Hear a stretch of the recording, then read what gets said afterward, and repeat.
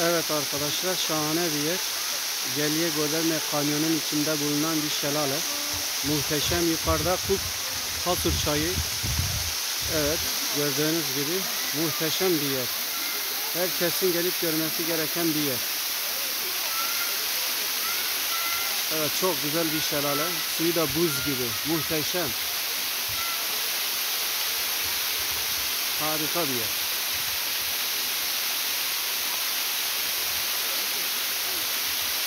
Evet, Taş Köprü dediğimiz yerin yukarısında bulunan muhteşem bir şelale.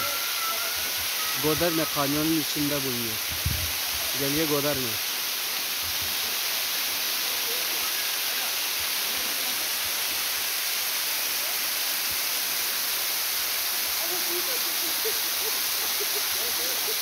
Harika bir yer. Cennetten bir köşe misali. Muhteşem bir yer.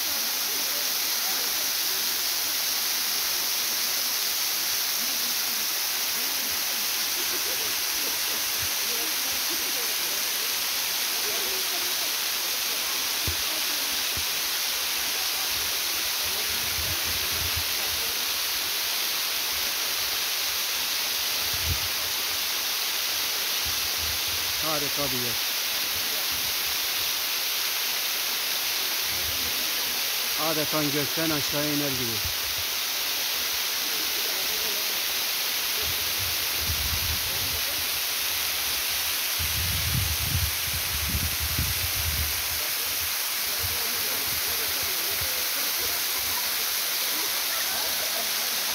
Çok güzel bir yer.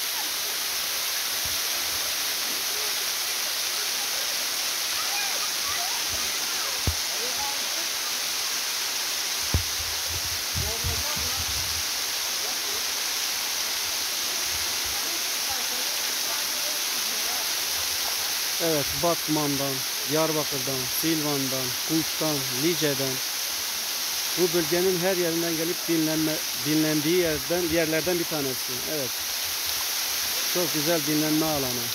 Gelip burada çok güzel dinlenebilirsiniz.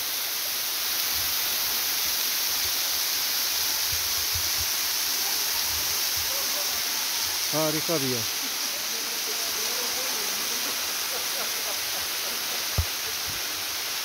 Kulp çayı, Pasur çayı, Ceme Pasuri.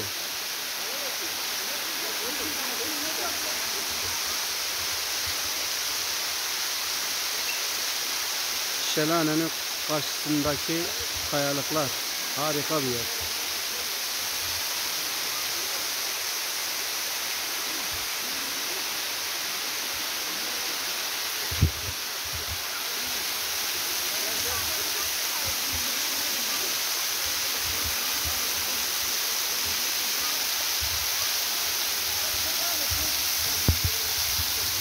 Evet, şimdi aşağıya inelim. Aşağıdan da çekelim.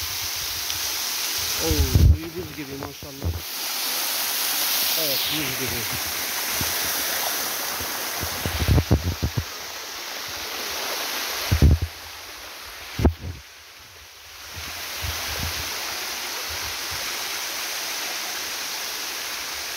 Evet, aşağı indik.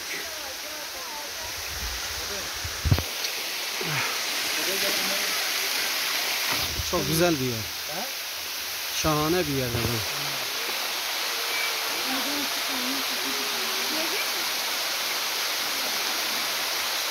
Evet. Bu benim mi? Evet, ne mi? İçinde mi olur? Onun içinde mi?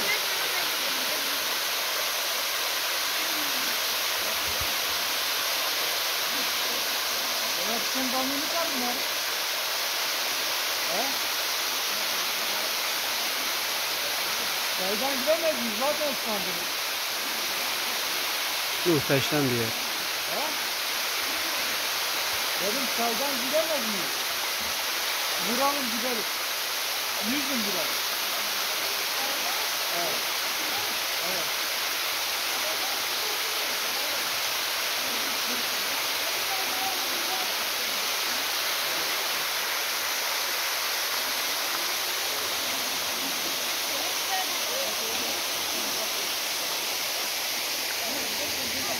gel kızım gel mayonez. Öyle.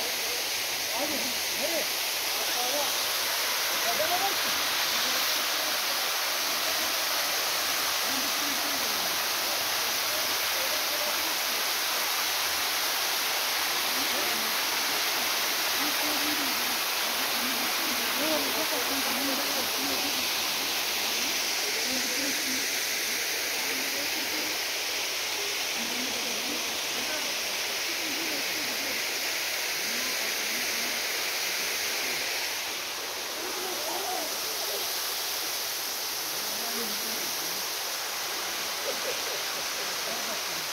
Evet, harika bir yer.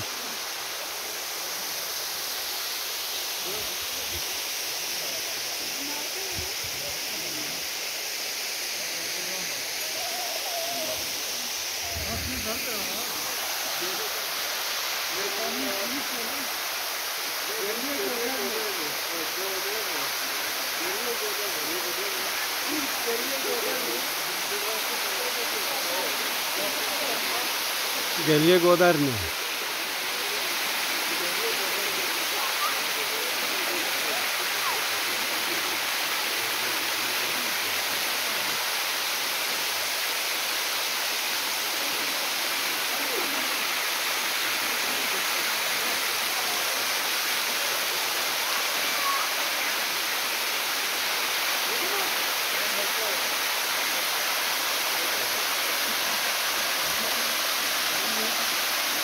Evet, suyu buz gibi, karpuzları görüyorsunuz.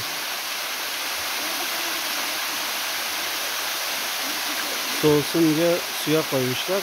Harika bir su, çok soğuk.